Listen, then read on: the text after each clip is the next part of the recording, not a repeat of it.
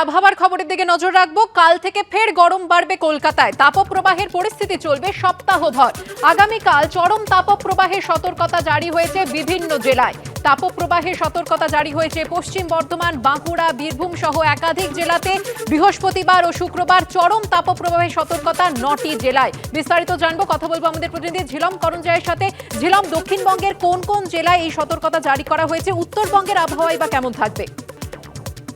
একদমই, যেটা তুমি বলছিলে যে এই তাপপ্রবাহ আগামীকাল অর্থাৎ বুধবার থেকে সব জায়গায় বাবার বাড়তে শুরু করবে, তার প্রভাব অনুভূত হবে। আজকে মোটের ওপর কলকাতা এবং আশপাশ অঞ্চলে যেটা দেখা যাচ্ছে, গতকাল থেকে স্বাভাবিকের কাছাকাছি তাপমাত্রা এখন কিছুটা কমেছে, 1 থেকে 2 ডিগ্রি কমেছে সোমবার এবং মঙ্গলবার আজকে।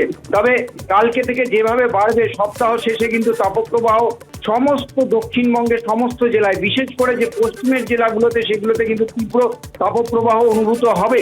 এবং এর সঙ্গে যেটা বলে রাখা দরকার যে উত্তরবঙ্গে যেখানে তাপপ্রবাহের সেরকম প্রভাব ছিল না, উত্তরবঙ্গের ওপরের 5টে জেলাতেও কিন্তু তাপ যথেষ্ট বাড়বে, তাপমাত্রা বাড়বে। এবং উত্তরবঙ্গের দক্ষিণের যে জেলাগুলো, দুটো দিনাজপুর এবং মালদা, সেখানেও কিন্তু তাপপ্রবাহ যথেষ্ট অনুভূত হবে, সতর্কতা দেওয়া হয়েছে।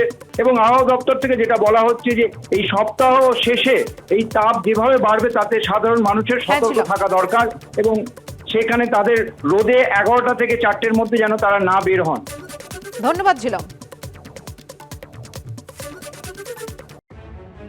বৈশাখের শুরু থেকেই দারুণ দহন।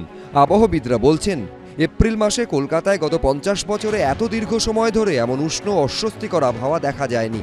কবে মিলবে কুল কিনারা? চাতক হয়ে বৃষ্টির অপেক্ষায় রাজ্যবাসী। দক্ষিণবঙ্গের 6 জেলায় চরম তাপপ্রবাহের সতর্কতা জারি করেছে আবহাওয়া দফতর। তীব্র গরমে কাবু ছোট থেকে বড়। অনেকেই অসুস্থ হয়ে পড়ছেন। বয়স্কদের ক্ষেত্রে অসুস্থ হওয়ার আশঙ্কা আরও বেশি। এর মধ্যেই চলছে ভোটের প্রচার। কলকাতা উত্তর লোকসভা কেন্দ্রের এসইউসি প্রার্থী নিজেই চিকিৎসক। কিভাবে গরমের মোকাবিলা করছেন তিনি?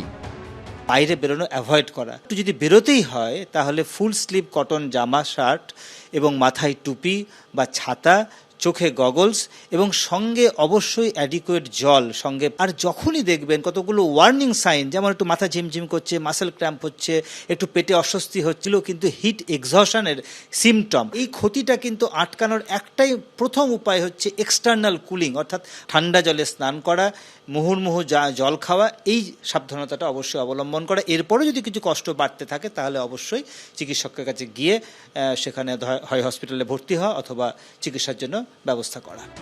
এই পরিস্থিতিতে সুস্থ থাকার জন্য বেশ কিছু পরামর্শ দিয়েছেন চিকিৎসকেরা।